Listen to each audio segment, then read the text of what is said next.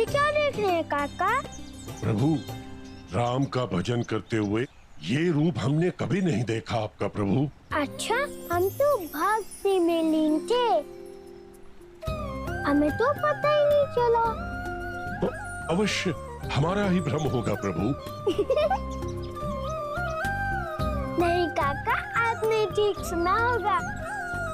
प्रभु की आवाज तो कन कन में है ना, इस कारण जब अपने कोई मन से प्रभु का नाम लेता है तो सारा संसार उसके साथ जुड़ने लगता है। कभी नदी की धारा, कभी मेघों का गरजना, वीणा का सुर, इस प्रकार सारा संसार मिलकर राम भजन में विलीन हो जाता है। धन्य है प्रभु आप, इतना अद्भुत वर्णन। प्रभु जो बुलवाते हैं हम वही बोल देते हैं। अब अच्छा बुरा वही जाने। बातों में समय निकला जा रहा है काका, अब और प्रतीक्षा नहीं कर सकते। चलिए चलिए।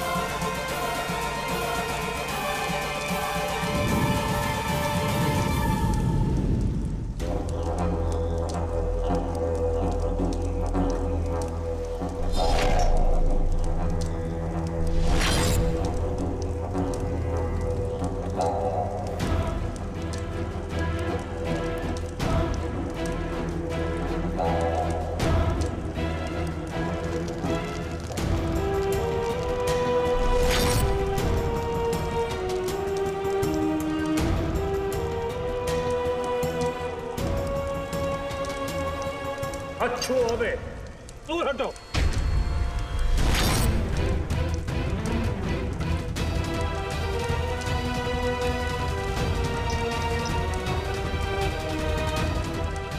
महर्षि विशर्भ को राजमाता कैकसी का दूर से ही प्रणाम। मुंह फेर लेने से पति पत्नी का संबंध समाप्त तो नहीं हो जाएगा स्वामी? मत कहो हमें स्वामी, वो अधिकार बहुत पहले तुम खो चुकी। पता नहीं आप हमसे ऐसा व्यवहार क्यों करते हैं। हम तो सदैव आपको सम्मान ही देते हैं स्वामी। हाँ, ये बेड़िया कदाचित उसी का प्रमाण है। कहो, क्यों आई हो यहाँ? लंका की चिंता है हमें। कदाचित किसी शत्रु शक्ति की दृष्टि पड़ी है, तभी तो हमें कई बार राक्षसों के शव दिखाई देते हैं, तो कभी किसी वानर की छाया दिखाई देती,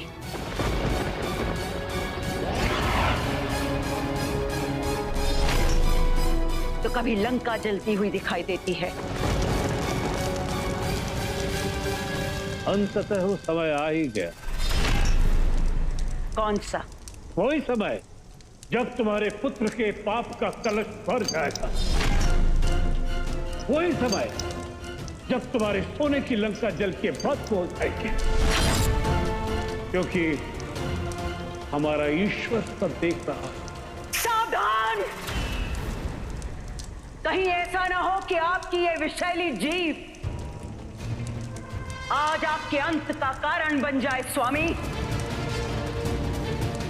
अगर आपको अपने ईश्वर पर इतना ही भरोसा है तो बताते क्यों नहीं कि वो वानर कौन है, वो पत्थर पर लिखाई वो कैसी माया है।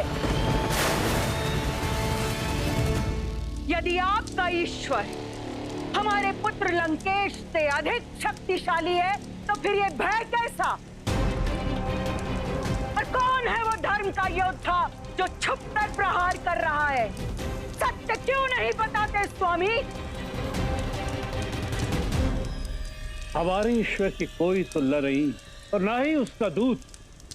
छुप के प्रहार करता है। यदि सत्य सुनना चाहती तो सुनो, जिस दिन इस संसार में नर और वानर का मिलन होगा, उसी दिन से राक्षसों की विनाश लीला आरंभ हो जाएगी। नर और वानर मिलकर करेंगे लंका का सर्वराज, लंका का सर्वराज, लंका का सर्वराज, लंका का सर्वराज।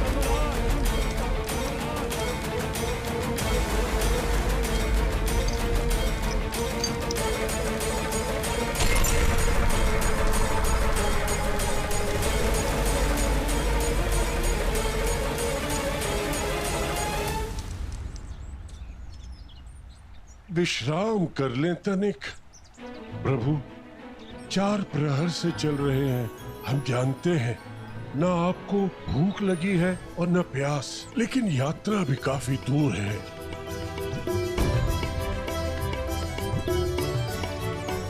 प्रभु का ध्यान कहीं और है। प्रभु, आपके इस मन हंसी का कारण जान सकता हूँ? क्या कहें काका, अयोध्या की बात सोचकर मन पसंद हो रहा है। आपको क्या लगता है कैसी होगी हमारी प्रभु की नगरी? भगवान, हमें तो ऐसा आभास हो रहा है कि प्रभु की नगरी वैकुंठ जैसी होगी। अच्छा काका, हम तो चलते जा रहे हैं। हमें ये कैसे पता चलेगा कि हम अयोध्या पहुँचे कि नहीं? प्रभु, हम प्रभु का नाम लेते लेते चलते हैं, हम प्रभु के धाम पहुंच जाएंगे। अति उत्तम काका, अति उत्तम। जय श्री राम, जय श्री राम, जय श्री राम। जय श्री राम।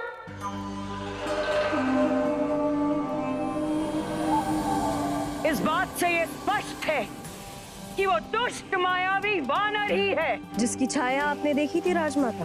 हमें तत्काल उस वानर की खोज करनी होगी। कहाँ है हमारे भ्राता सुबाहु और मारीच?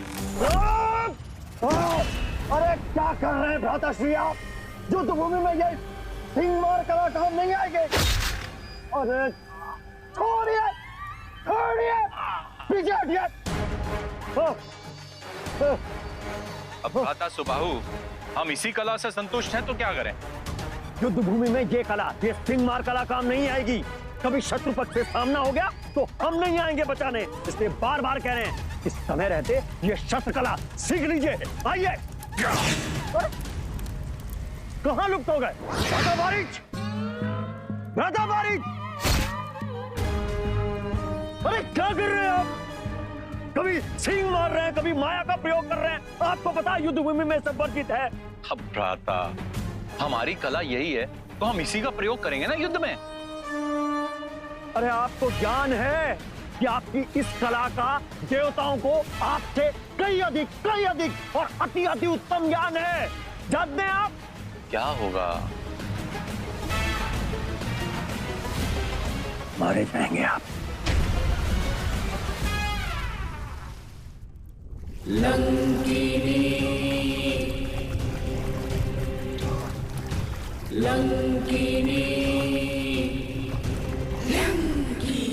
भ्राता, क्या हम देवताओं से संधि नहीं कर सकते? क्या बात कर रहे हैं आप? किसी ने सुन लिया ना तो प्राण से हाथ धो बैठेंगे आप। मरीश, सुबाहु, राजमाता ने आप दोनों को स्मरण किया है।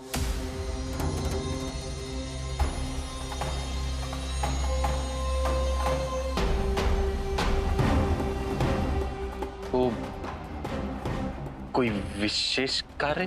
पहले किसी मायावी वानर की छाया पड़ी लंका की धरती पर।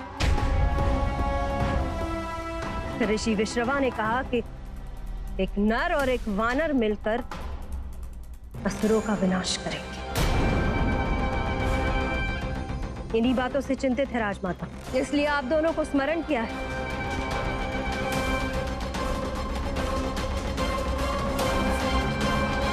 हाँ, चलिए। केवल उस वानर का ही नहीं, संपूर्ण वानर जाति का सर्वनाश करना होगा सुबाहु। आप आज्ञा दे राजमाता, प्रस्थान करते हैं इसी समय किष्किंधा की ओर। परंतु भ्राता मारीच, कुछ कहना चाहते हैं आप? हम तो केवल इतना ही कह रहे थे कि कहीं वो वानर राजा बाली तो नहीं? हमें विश्वास है कि वानर राज बाली हमें परास्त करने के लिए किसी नर से संधि नहीं करेंगे। ये वानर कोई और ही है। परंतु राजमाता, राजा बाली जैसा महत्वाकांक्षी राजा आज नहीं तो कल संकट बन सकता है लंका के लिए। आप सब बाली की चिंता छोड़िए। एक बार बस हमारे पुत्र का दशानन यज्ञ पूर्ण हो जाए तो बाली का प्रबंध वो स्वयं करेंगे। हम चाहते हैं कि आप दोनों इसी समय अपनी सेना लेकर किष्किंधा की ओर कूच करें। लंकेश के नगर लौटने से पहले ही वानरों का संहार आरंभ हो जाना चाहिए। जो आज्ञा राजमाता।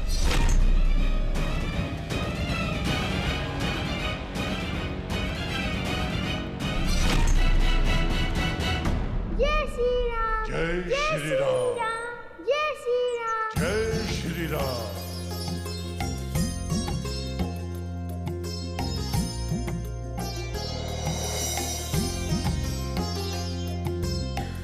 मंगल भवन मंगलहारी, मंगल भवन मंगलहारी, द्रबहु सुदशरथ अचर बिहारी, द्रबहु सुदशरथ अचर बिहारी। राम श्री राम श्री राम। जय श्री राम। लीजिए काका, पहुंच गया अयोध्या। प्रभु, कहाँ है अयोध्या की सीमा? वो देखिए अयोध्या नगरी। जय जय राम, राम श्री राम श्री राम, जय जय राम। दीन दीन का तनदना।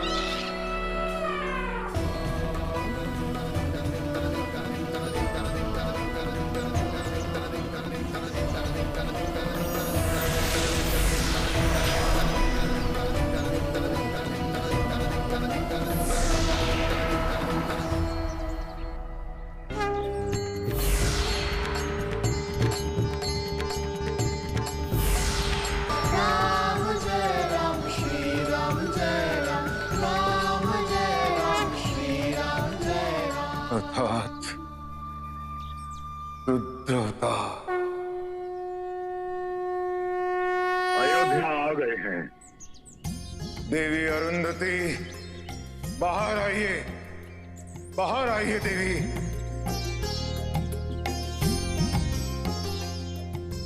राम श्री राम श्री राम, जय जय राम। राम श्री राम श्री राम, जय जय राम।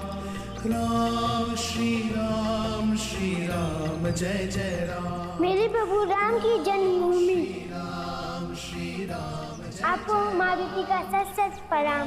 जय श्री राम। जय श्री राम। अयोध्या में आपका स्वागत है। रघुकुल रीत के धाता, योग गुरु धर्माचार्य। हे ऋषिवर, जामवंत का प्रणाम स्वीकार करें। कल्याण हो। प्रभु, ये मारुति हैं।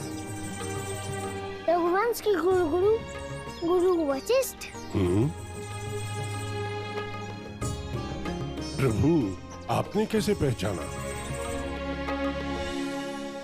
जिनके मुख में इतना तेज हो, उन्हें किसी परिचय की क्या आवश्यकता? अंजनी पुत्र मारुति का प्रणाम स्वीकार करें। कल्याण हो। जामुन काका से और हमारी माता से आपकी मानता की इतनी कहानियाँ सुनी है, तब से आपके दर्शन पाने की इच्छा थी। हम भी आपसे मिलकर उतने ही आनंदित हैं मारुति, और चाहते हैं कि आपके आतिथ्य सत्कार का अवसर हमें प्राप्त हो।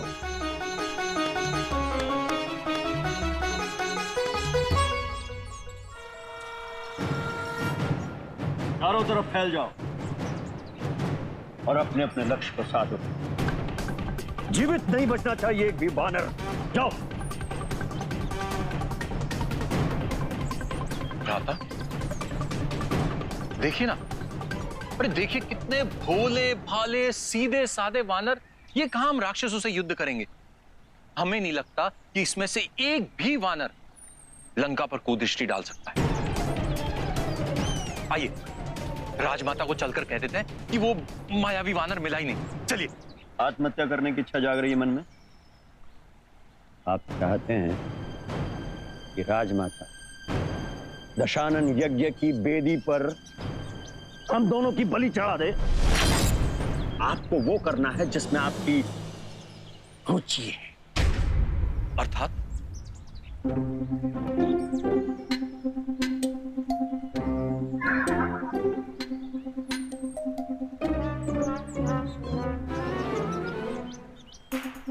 मारीच, आता मारीच, क्या हो जाता है आपको?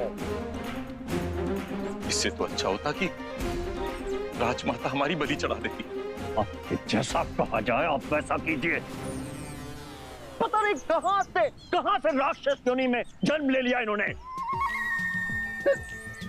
जब एक भ्राता ही भ्राता का शत्रु हो ना, तो फिर कौन बचाएगा। बहुत गर्व था ना हमें अपनी मायावी विद्या पर। किसे पता था कि ये विद्या ही हमारी मृत्यु का कारण बनेगी।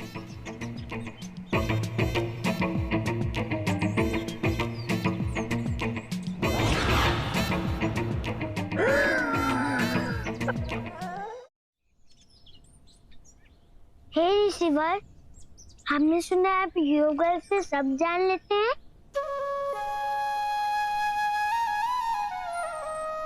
जैसे कि हमने ये जान लिया कि हमारे आश्रम में जो पधारे हैं वे स्वयं रुद्र अवतार हैं। योग बल से हम केवल उतना ही देख पाते हैं जितना हमारे प्रभु हमें दिखाना चाहते हैं। हम भी तो अपने प्रभु की इच्छा से अयोध्या आए हैं। आप उचित स्थान पर आए हैं मारुति, और उचित समय पर भी। आप लोगों का भेंट देखकर मुझे ऐसा लग रहा है कि जैसे कोई द्वैत पहेली सुलझ रही हो। आपने सत्य कहा जामवंत जी। हमारा मारुति से मिलना मात्र संयोग नहीं अपितु प्रारब्ध है।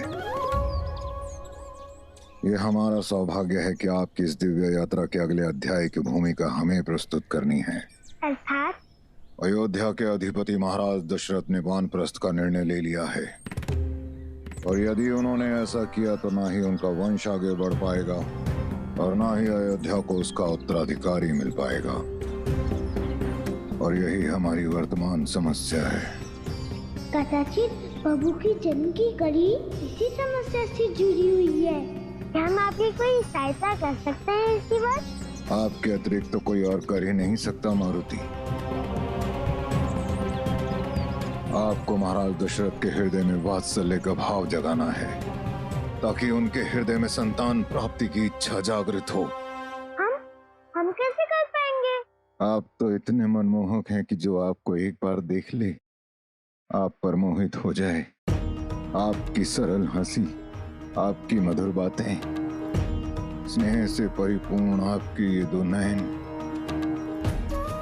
हमें पूर्ण विश्वास है कि महाराज दशरथ का हृदय परिवर्तन केवल आप ही कर सकते हैं। ये प्रश्न अयोध्या और अयोध्या की प्रजा के भविष्य का है पुत्र। यदि आपने हमारा ये प्रस्ताव स्वीकार किया तो हम सब पर आपकी अति कृपा होगी। प्रभु, क्या यही आपकी इच्छा है? कोई संकेत दीजिए प्रभु। जय श्री राम। आपके आराध्य का नाम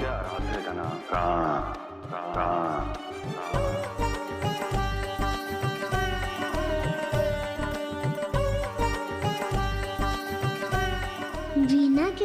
सुर अर्थात जिस संतान को प्राप्त करने की इच्छा हमें महाराज दशरथ के मन में जगानी है वो हमारे प्रभु श्री राम है। हमें स्वीकार है, हमें स्वीकार है।